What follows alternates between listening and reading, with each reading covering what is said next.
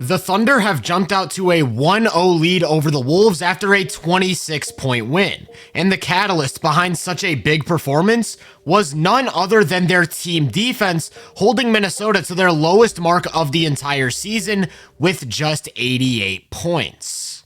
Priority number one for OKC's defense was to not let the Wolves get anything in transition. It was clear that they wanted to get back into their set defense no matter what, and with that, they just let cross matches happen so that they wouldn't be giving up any lanes to drive or cut. Of course, the problem with cross matches is that every now and then the offense is just going to clear out to attack the matchup one-on-one, like Ant does here with Chet, but the thing about the Thunder is that they don't really have mismatches. Kaysen hounds the ball 94 feet, only for Ant to get across half court and immediately run into J-Dub. Speaking of Kaysen, he was arguably the defensive MVP of this game. He single-handedly stopped multiple potential early offense situations by stopping the ball. Then he played incredible isolation defense against Ant to keep the ball in front of him at all times. Then if the Wolves wanted to get Kaysen off of Ant with an early ball screen, like I said, they could pretty much switch across the board, or they could execute a hedge to close off the lane while keeping the matchup they want.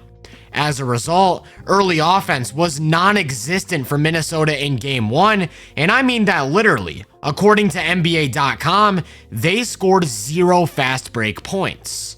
In the half court, it's again all about that personnel. Like I said, they've got Kaysen on Ant, and he's meeting him with constant pressure, but I also want you to focus on the help. If the ball gets near the corner, J-Dub's gonna load up, then Caruso's gonna slide down from the nail to take away the baseline, and with nowhere to go, Reed throws it out of bounds.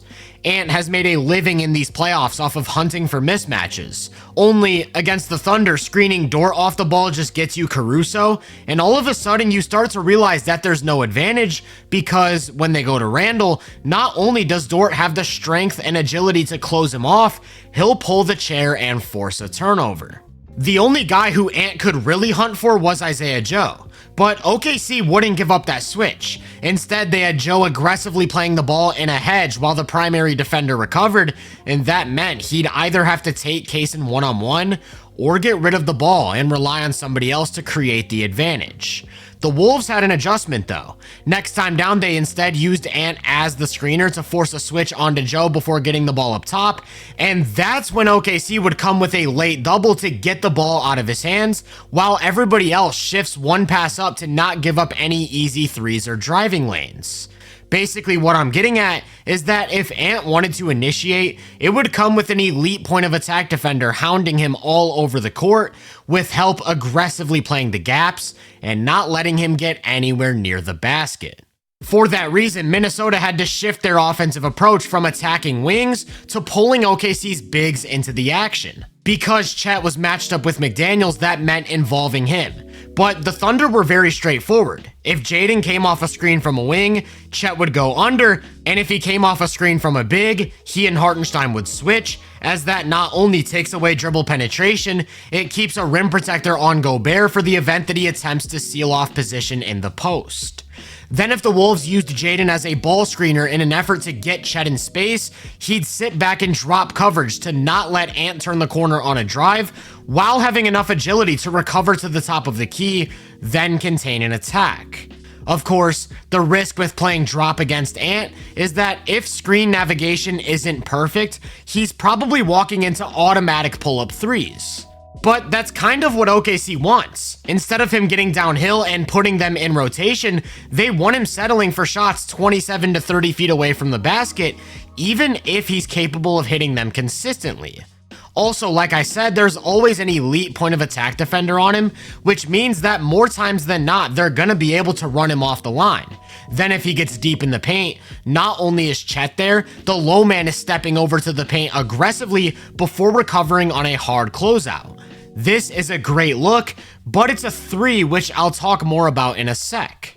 In addition to the drop, the Thunder mixed things up. There were a few instances where they kept Chet out of the action entirely by pre-switching, which kept him near the paint, and as long as he's around the basket, this defense is basically impenetrable. You've got 4 capable wing defenders who are just gonna switch every action to keep a body in front of the ball.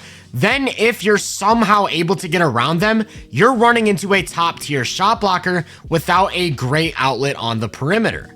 With Chet on the baseline like this, it means he's gonna have to close out to wings. But as I mentioned, he's got the agility to contain them for the most part, and his length allows him to just erase opportunities in the paint. For that reason, if the Wolves did find a way to force him into the action, in addition to a drop, he also switched a couple of times. With the low man stepping over to the strong side early and Chet pressuring the ball, there's just no way for Ant to get to the paint. When it was Hartenstein in the action instead of Chet, they continued to mix things up, occasionally jumping up to the level of the screen to get the ball out of his hands, which then forced Gobert to make decisions out of the short roll, and even he found himself switched on to Ant every now and then. You'll notice that he's not worried about over-aggressively playing the perimeter, and that's because of the help they've got behind him. Speaking of iHeart, when Gobert checked out, they moved him onto Randle as he's got the size, strength, and agility to pretty much keep him out of the paint. The Wolves did have a counter though. Again, you're going to see them use Ant as a screener, and the Thunder do not want iHeart switching onto him, so when he goes under to keep the matchup, Randle's left with a ton of space to shoot the 3. Compare that to a real similar play but with Conley screening. They're not worried about giving up that switch, and then the result is J-Dub on Randle, who's more than physically capable of containing him one-on-one. Not only can he contain Randle physically, remember the help they've got behind the play. iHeart is sitting on the left block while J-Dub completely takes away the middle, so he really isn't able to establish deep post position, and the result is a semi-contested jumper from Dante. Not letting Randle establish deep post position was a pretty consistent theme throughout this game. Much like against Jokic, they were comfortable switching any one of their wings onto him, then aggressively fighting for position to not let him catch the ball near the basket.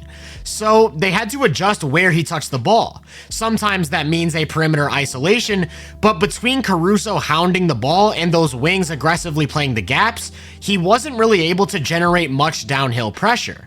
Sometimes that means running a pick and roll between him and Gobert, but that's when iHeart would jump out to the ball in a hedge, while Caruso cut off any potential lanes and walled off the paint. If J-Dub was on him and they went back to using Ant as a screener, that's a switch they're willing to concede, again not giving up an advantage. And so, much like Ant, what ended up happening was Randle had to play one-on-one against an elite wing defender, and he wasn't able to get anywhere near the basket. If it wasn't J-Dub, Caruso, or Dort, it was Kenrich Williams off the bench who was staying glued to Randle and leading him into that aggressive help. And if he started in the high post position, then turned his head for even a second, they'd come with a trap from his blind side to force a turnover. So he had to keep his head on a swivel, mapping the entire court, while faced with an elite wing defender and multiple help defenders parked in every potential lane. Needless to say, he didn't really get layups or dunks like he did in rounds 1 and 2. Yes, he finished the game with 28 points, but that was largely the result of some outlier jump shooting as he made 5 of his 6 threes in just the first half. Overall, he was 4 of 7 from 2, with 1 assist and 5 turnovers, as the Thunder pretty much eliminated his post-ups as an option. Let's think about that in the grand scheme of things. Randle couldn't create much out of the post, while Ant couldn't create much in isolation or out of the pick and roll. He finished this game shooting 5 of 13 from the field with 3 assists and 4 turnovers. And because the Wolves rely on those 2 guys as dribble penetrators to generate most of their offense, it completely collapsed. Don't get me wrong, they got some good looks, and it's likely that they won't shoot this poorly from the 3-point line again, but they attempted 51 threes, which is the most in playoff history for the franchise. On the flip side, they attempted just 12 total shots at the rim, scored 20 points in the paint, and turned the ball over 17 times. I'd also like to quickly mention how the Thunder neutralized some of Minnesota's other options. By playing all of Conley's ball screen action in a deep drop, they basically dared him to beat them as a scorer. And by playing all of Dante's ball screen action in a hedge, they took away the space to take open threes and forced him into quite a few rush decisions. Because of their wing depth, they completely neutralized Naz Reid as a post-up option, as he quickly found out that these guys are not mismatches, and at a few different points they even threw out some zone, including during some lineups without a big on the court. All that's to say, from top to bottom, the Wolves looked completely helpless, and they ended this game with just a 92.6 offensive rating, making it by far their worst offensive game of the entire season.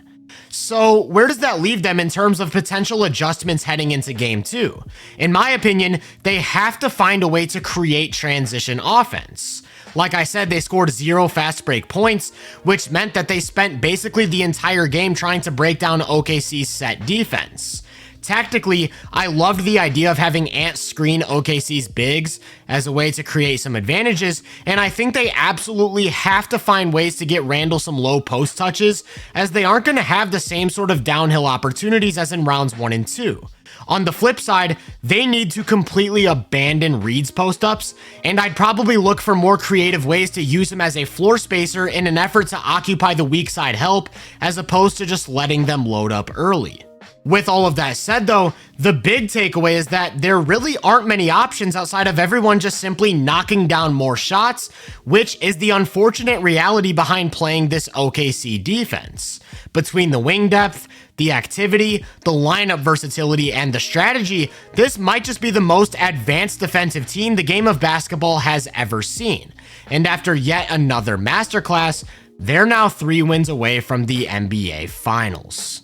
If you enjoyed this breakdown, make sure to drop a like, subscribe, and turn my post notifications on to be first on more content.